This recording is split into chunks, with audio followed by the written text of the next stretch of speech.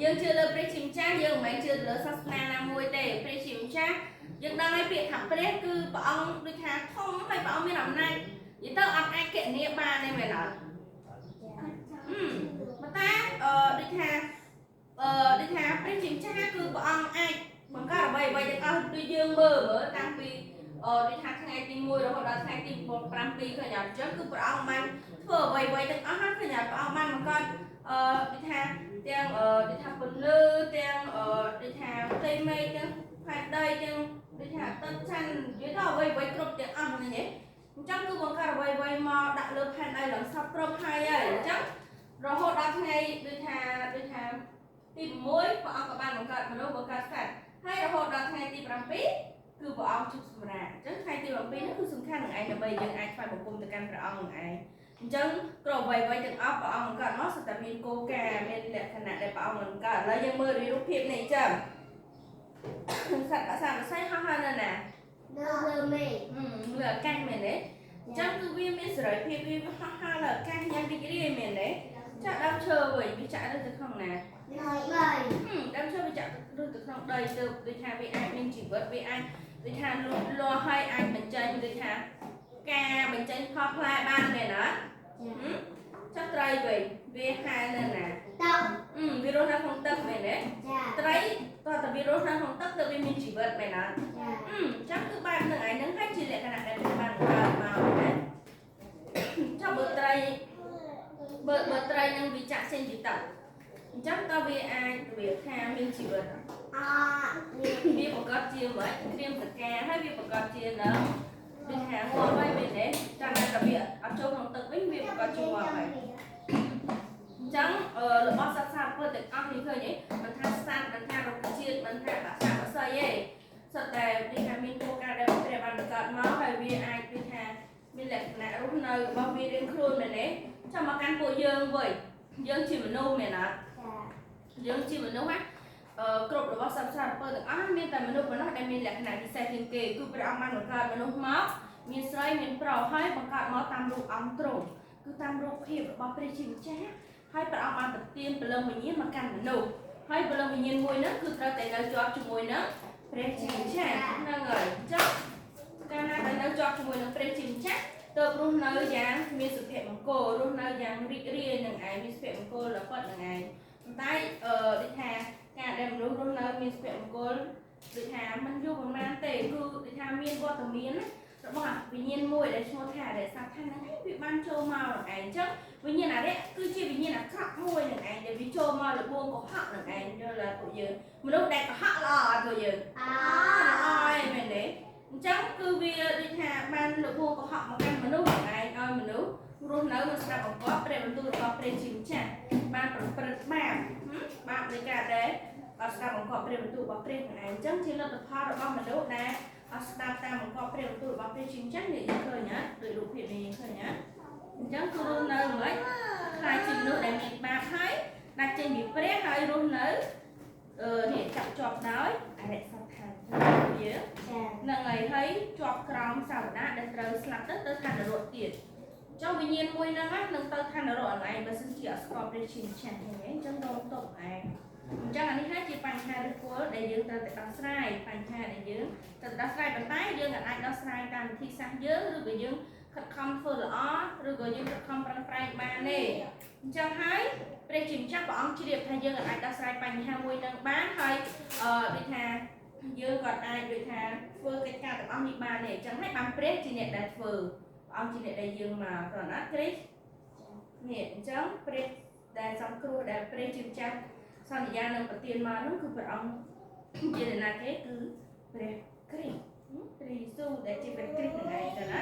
នេះអញ្ចឹងហើយព្រះអង្គយករូបកាយជាមនុស្សហើយព្រះអង្គបានស្លាប់នៅលើឈើឆ្កាងនេះអញ្ចឹងវិធីសាស្ត្រដែលអាចសង្គ្រោះមកកាន់ពួកយើងតើតែទ្រង់ស្លាប់នឹងឯងជំនួសនៅអំពើបាបយើងអញ្ចឹងតាមរយៈទ្រង់ស្លាប់បង្ហូរឈាមបង្ហូរលោហិតនេះគឺលួសនៅអំពើបាបរបស់ពួកយើងអញ្ចឹងបើក្រៅអំពីឈាមរបស់ព្រះជាម្ចាស់ក្រៅអំពីព្រះជាម្ចាស់អាចមានអ្នកណាគេធ្វើបានទេដល់អត់ហើយមានតែតាមរយៈទ្រង់នឹងឯងគឺជា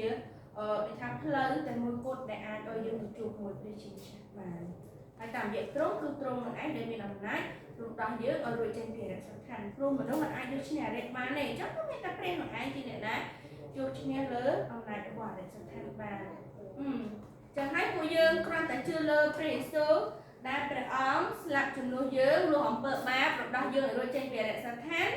និងរំដោះយើងឲ្យរួចចេញពីសាវតាដែលត្រូវទៅឋាននរក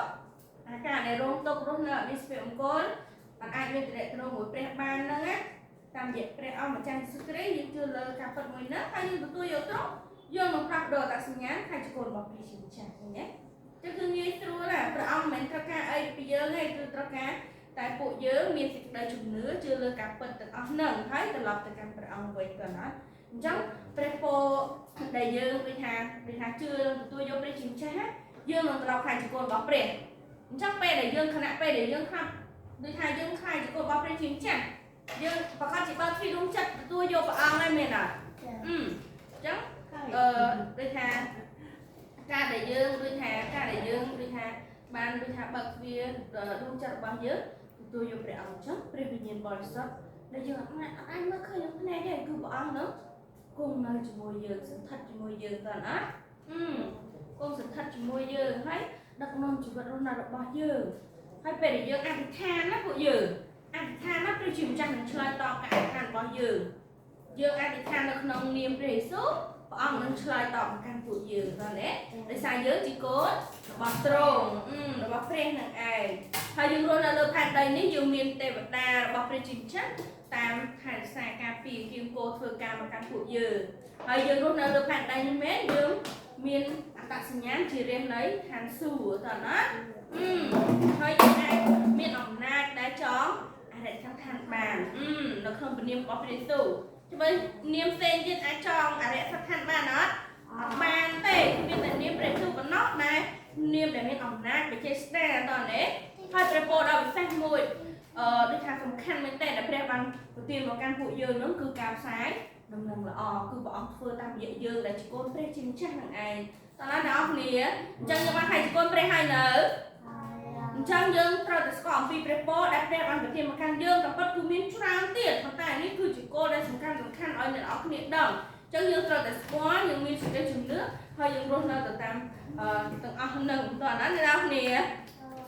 អូខេអញ្ចឹងកុំឲ្យយើងរស់នៅខ្លាចជាកូនព្រះហើយយើងអត់ដឹងអំពីព្រះពរដែលព្រះជាម្ចាស់បានប្រទានមកកាន់យើងតើណាពួកយើងមិនមែនរស់នៅជាកូនអរិយរស់នៅជាប់មួយបញ្ហាខាងវិញ្ញាណបញ្ហាដូចថារូបកាយសាច់ឈាមជំងឺដង្កាត់ការរងទុក្ខជាមួយបណ្ដាសាលើលោកីទៀតទេជាមួយអរិយសង្ខារទៀតទេយើងជឿលើព្រះអង្គយើងខ្លាចជាកូនព្រះយើងរីករាយជាមួយនឹងព្រះពរជាកូនរបស់ព្រះជាម្ចាស់អាមែនអញ្ចឹងសង្ឃឹមថាចាប់ពីថ្ងៃនេះទៅអ្នកនរគ្នារីករាយនឹងព្រះពរដែលយើងបានខ្លាចជាកូនរបស់ព្រះចាប់ពីពេលនេះទៅហើយរីករាយជាមួយនឹងអំណាចនៃការអធិដ្ឋានក្នុងនាមណាគេម៉េចក្នុងនាមឈ្មោះណាគេម៉េចព្រះយេស៊ូវអាមែនអូខេតោះឥឡូវយើងស្រួលចិត្តហើយយើងអធិដ្ឋានទៅកាន់ព្រះអង្គជាមួយគ្នាតោះហើយយើងនឹងបញ្ចប់តោះអរគុណចំពោះព្រះគុណរបស់ព្រះជាម្ចាស់ដ៏មានព្រះជន្មរស់ដែលព្រះអង្គបានស្ដារឡើងវិញនៅរូបអង្គព្រះហើយឲ្យកូនត្រឡប់ខ្លាចជាកូនរបស់ព្រះជាម្ចាស់និងរស់នៅរីករាយជាមួយនឹងព្រះពរជាកូនរបស់ព្រះផងដែរសូមឲ្យពួកយើងរាល់គ្នាអាចរីករាយជាមួយនឹងការថ្វាយបង្គំយ៉ាងពិតជាស្ដែងទទួលយកព្រះបន្ទូលចាប់យកព្រះបន្ទូលឲ្យខ្លាចជារបស់ពួកយើងហើយជាពិសេសនោះសូមឲ្យយើងអាចអធិដ្ឋានដោយអំណាចវិជាស្ដានៃព្រះនាមរបស់ព្រះយេស៊ូវដែលបំផ្លាញរាល់អំណាចនៃកិច្ចការរបស់អរិយសង្ខារដែលចាប់ជាប់មកកាន់ដួងចិត្តគំនិតលើវិញ្ញាណនិងក្រុមគ្រួសាររបស់យើងត្រូវបានព្រលំចុះផងដែរអរគុណត្រង់នៅពេលនេះសូមថ្វាយគ្រប់ការអធិដ្ឋានទៅកាន់ព្រះដ៏រស់ក្នុងព្រះនាមព្រះអម្ចាស់ព្រះយេស៊ូវគ្រីស្ទអាមែនអាមែនឥឡូវយើងបញ្ចប់ដល់ទៀតដែរទៅកាន់ព្រះឥឡូវយើងមុននឹងបែកគ្នាយើងនិយាយថាសូមព្រះប្រទានពរតោះមួយយើងធ្វើដៃចេះហើយយើងនិយាយតោះ1 2 3សូមព្រះប្រទានពរ